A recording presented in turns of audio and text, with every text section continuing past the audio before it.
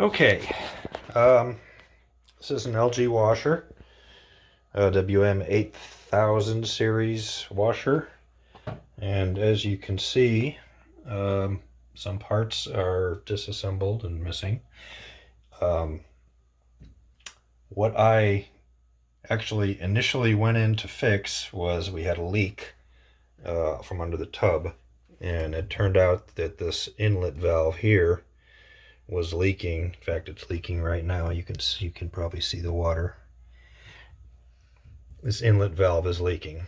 Um, I ordered a new part, and I'm still waiting for it. And I was going to just put the lid back on until my wife, or let my wife continue to do laundry until I got the new part. Well, this morning she says, the washer won't turn on. No power. So I opened it up, and here is what I did that caused the no power situation and caused something to blow. I noticed that this is disconnected. I've taken this off to to remove some other parts. Uh, I noticed that this wiring harness was sitting over here on top of this ridge, and I thought, wow, if you sit on there, or put weight on the lid, you could eventually maybe cause a problem here. And so in my brilliantness, I slid this over to here, and then put the lid on, thinking, oh well, it won't do that then. Well, what it actually did instead was it shorted this connector, I guess through vibration or something. It rubbed, this black wire rubbed on here.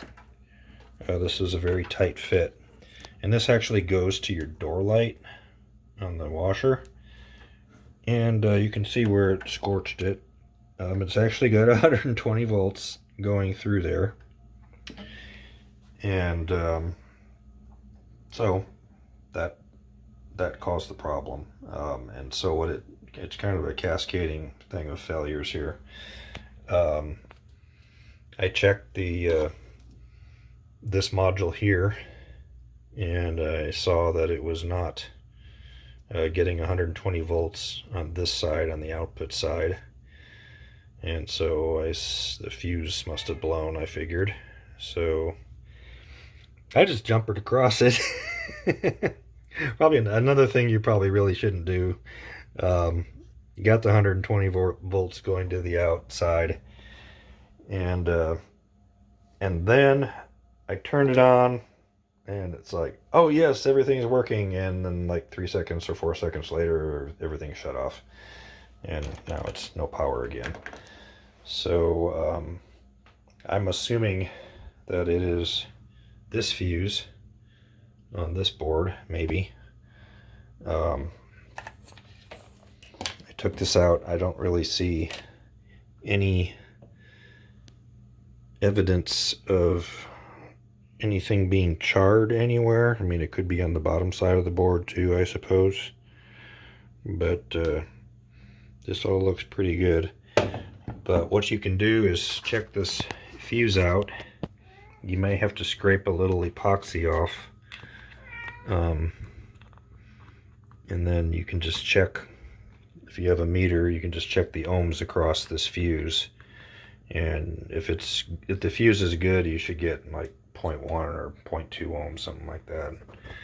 And I'm not getting anything on the fuse, so I'm assuming the fuse is bad, and I don't know if that's all that's bad. This washer's pretty old.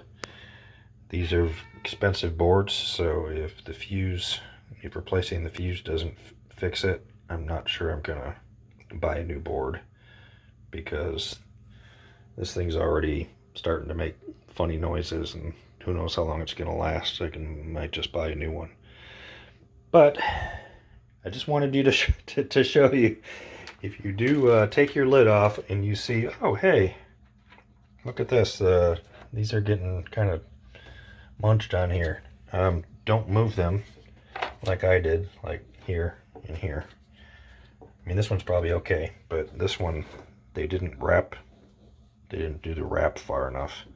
So it just shorted here. So that's my advice to anyone who's taken their lid off on this LG washer. Leave the damn cable alone. Don't touch it.